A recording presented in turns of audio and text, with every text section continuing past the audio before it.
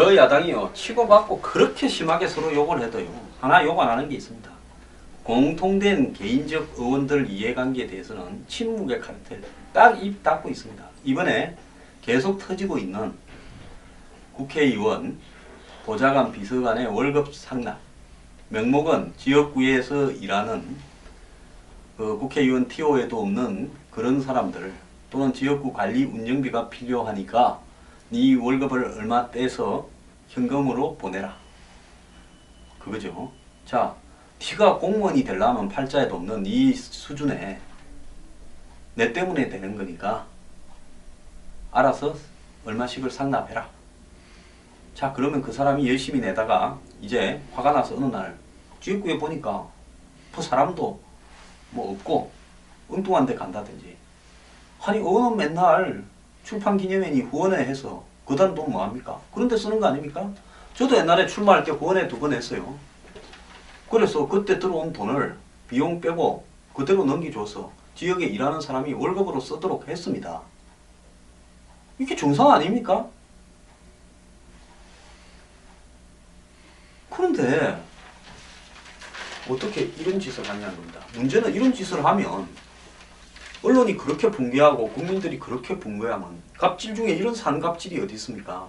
겉으로 5급 해놓고 실제 월급은 뭐 9급을 주고 또 한 명 더 나왔습니다. 김상민 의원은 국회의원이 되기 전에 어떤 단체에 같이 몸담았던 로스쿨 3학년 학생을 2013년 5급 비서관으로 채용했는데 이 학생은 아직도 비서관을 하고 있답니다. 어떻게 로스쿨 다니면서 비서관을 합니까? 가끔씩 법적인 자문을 해주고 뭐 정책 자문을 해준다. 꼭 국회의원 사무실에 앉아서 일하는 거 아니지 않냐. 아마 지방에 있는 로스쿨 다니는 모양이에요. 그래서 20대 중반의 학생을 국회 경력 몇 년이 되어야 감당할 수 있는 5급 비서관으로 채용할 생각을 했는지 공부가 끝나기 전에도 지금 학생을 갖다가 5급을 시켜서 어떤 역할을 하는지 정말 기가 찬 이야기입니다. 자, 이런 일들을 저지름에도 불구하고 국회 윤리실천규범은 국회의원은 국회가 직원에게 지급할 목적으로 책정한 급여를 다른 목적으로 사용해서는 안 된다고 되어 있고 윤리실천규범을 위반하는 사실이 발생하면 국회의장은 윤리특위를 열어서 징계를 논의해야 된다. 이렇게 국회법 제156조에 있습니다.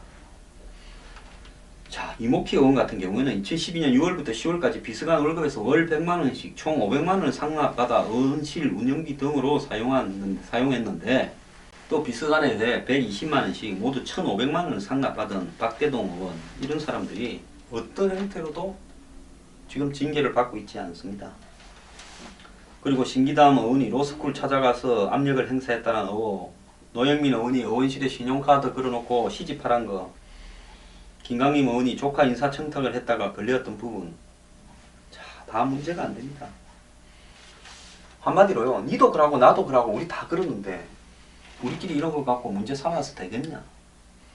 당 지도부도 모른 척하고 있습니다. 제가 몇 번 이야기했지 않습니까? 국회의장, 정의화 의장 굉장히 개혁적으로 일을 한다고 본인이 지금 하지 않습니까? 야당의 협조 없이 일방적으로 국회를 열지도 않겠다. 그러는 분이요. 이렇게 보좌관 비서관 월급 떼어먹는 국회의원들에 대해서 왜 침묵하십니까? 의장 직권으로 국회 사무총장한테 이야기해서 여야당의 의원들 보좌관 비서관 전원을 면담케 해서 얼마나 상납해줬는지 조사를 좀 해야 될 거 아닙니까? 여야당의 안철수, 문재인, 김무성 대표 이 문제에 대해서 자당에 속한 의원들이 이러는지 조사해서 공천에서 배제하겠다고 해야 되는 거 아닙니까? 다 철저하게 입을 닫고 있습니다. 국회 사무처 관계자는 보좌관 월급 상납 의혹은 국회 윤리 실천 규범을 위반한 부분이 있기 때문에 사실 여부를 조사해야 될 사안이다. 다만 국회의장은 의원들의 요구가 있을 때만 특위를 열고 조사할 수 있다. 이렇게 답했습니다. 해당 의원들은 밑에서 벌어진 일이고 나는 모른다. 입을 닫고 있습니다. 자, 2014년에 선관위가 정치자금법 위반 혐의에 대해서 조사하면서 이 사건을 무혐의 처리한 사건이라고 국회의원들은 이야기하고 있습니다. 선관위는 이에 대해서 당시 조사 때 보좌진 간 월급 나누기가 있었음을 사실로 확인했다. 다만 이 과정에서 의원의 직접적인 지시가 있었는지, 의원이 개인적인 정치 자금으로 사용했는지 직접적 증거를 확보하지 못해서 자체 종결한 사안이다. 이렇게 이야기했습니다. 그래서 선관위가 마치 무혐의를 내린 거죠. 선관위는 이런 부분까지 조사할 권한이 없다고 이야기합니다. 자, 이 부분과 관련해서 저는 총선 전에 이런 짓을 한 의원들을 여야 떠나서 저는 조사를 할 것을 다시 한번 국회의장에게 요구하고요. 국회가 이 일에 나서지 않는다면 저는 행정부에서 검찰이 국회의원, 보좌관, 비서관을 저는 불러서 이 문제에 대해서 수사에 착수해야 된다고 봅니다. 그래서 어떤 형태로든 보좌관, 비서관 월급을 착복을 한 국회의원들을 정치자금법 위반으로 기소를 해야 된다고 생각합니다. 국회의원 스스로요, 사람 되기는 걸렸습니다. 여당, 야당 없습니다. 이런 일에는요. 국회의원 300명 중에 단 한 명도 이거 조사하자고 말하는 사람 없지 않습니까? 전부 공범들이거나 나도 뭐 일정한 정도의 탈법을 삼는데 그걸 우리끼리 문제 삼아서 되겠냐라는 자기 밥그릇에 관한 문제죠. 이러면서요, 운운해서하면서 갑질 중에 이런 상갑질이 어디 있습니까?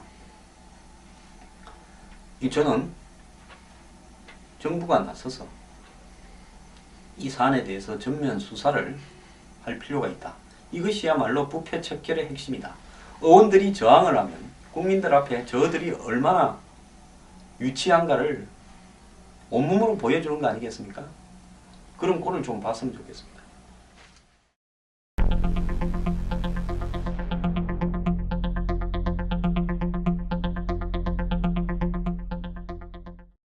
오늘 아침 신문에요, 서울대 재학생들이 창업해 1년 만에 거래액 300억을 올려서 업계 3위로 올라선 온라인 중고차 경매 업체가 있었는데 5일날 문을 닫았답니다.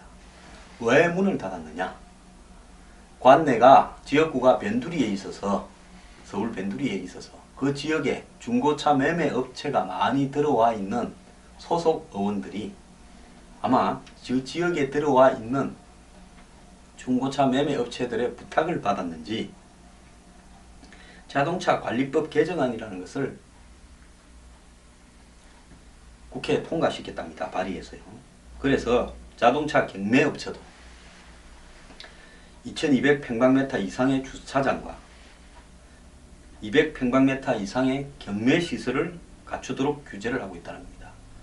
신생 벤처 기업이 이 수십억이 필요한 이런 주차 시설과 경매 시설을 갖추려고 그러면 할 사람이 누가 있겠습니까? 기존에 중고차 매매상 하는 사람들만 하라는 거죠. 그래서 사실상 경쟁 업체들을 폐업시키는 법안을 의원이 이렇게 발의를 한 겁니다. 그래서 서울대 재학생들이 하던 업체가 하루아침에 급성장하다가 문을 닫고 직원 15명이 일자리를 잃었다고 합니다. 얼마 전에 5년 시한부로 면세점을 다시 허가해주면서 면세점 직원 2,000명이 자리를 잃었다는 것이 대대적으로 보도가 됐죠. 해당 의원은 소비자 보호를 위한 조치다 합니다. 자, 그런데 해당 업체는 이미 소비자 보호를 위한 거래 중재 시스템을 갖춰서 주차장이나 경매 공간은 별도로 필요가 없었다. 이렇게 주장을 합니다. 여기만 그런 게 아닙니다. 겉으로 무슨 창조경제 이야기하면 뭐합니까? 국회의원들이 발목을 다 잡는데요. 벤처기업 발목 잡기가요, 곳곳에 있습니다. 정부는, 국토교통부는 대부분 선진국에서 허용된 자동차 공유 서비스 우버라고 있죠. 자기 자동차를 가지고 한마디로 택시 영업 비슷하게 자가용 영업을 할 수 있는 부분입니다. 불법으로 규정해서 금지시켰습니다. 우버 서비스가 상용화된 뉴욕에서는 일자리가 13,000개 늘어났다는데요. 그러니까 뭐 새로 기술이 발전되고 그 IT 기술이 일자리를 만들고 이런 부분은 한국에는 잘 적용이 안 됩니다. 자, 정말 부지런한 국회의원의 갑질입니다. 지역구 업체의 민원을 받아가지고 법을 하나 만들어가. 이 자동차 중고 매매를 IT로 하던 업체를 문을 닫게 만들었습니다. 참, 이게 대한민국 국회의원의 현실입니다.